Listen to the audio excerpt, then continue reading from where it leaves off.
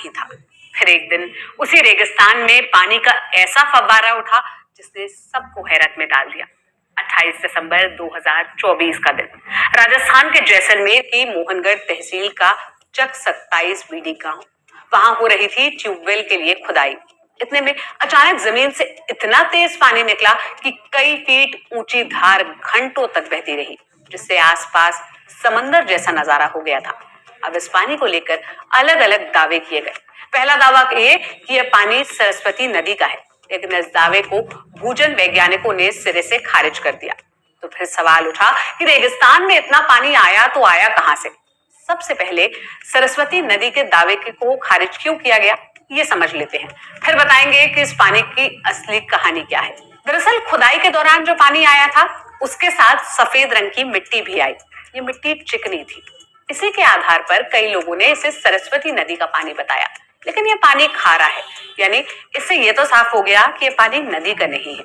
वैसे भी लोग जिस सरस्वती नदी को लेकर दावा कर रहे हैं वो नदी 5000 साल पहले इस क्षेत्र में नजर आई थी, और ये भी सिर्फ दावा ही है। लेकिन ट्यूबवेल से निकले पानी की हिस्ट्री करीब 60 लाख साल पुरानी बताई जा रही है, और पानी का स्वाद भी खारा है। यही वजह है कि इस पानी को अब टेथिस सागर का पानी बताया जा रहा है। इंडिया टुडे के विमल भाटिया की रिपोर्ट के मुताबिक जैसलमेर में जहां से पानी निकला वो इलाका करीब 25 करोड़ साल पहले टेथिस सागर का तट हुआ करता था। इसे लेकर कई वैज्ञानिक शोध भी जुटे हुए हैं। बोरवेल का खारा पानी और सफेद चिकनी मिट्टी समुद्र के पानी से मिलते जुलते पानी के दावे को और मजबूत कर रही है। भूजल विशेषज्ञों के मुताबिक जमीन से टर्सरी काल की सैंड निकल रही है।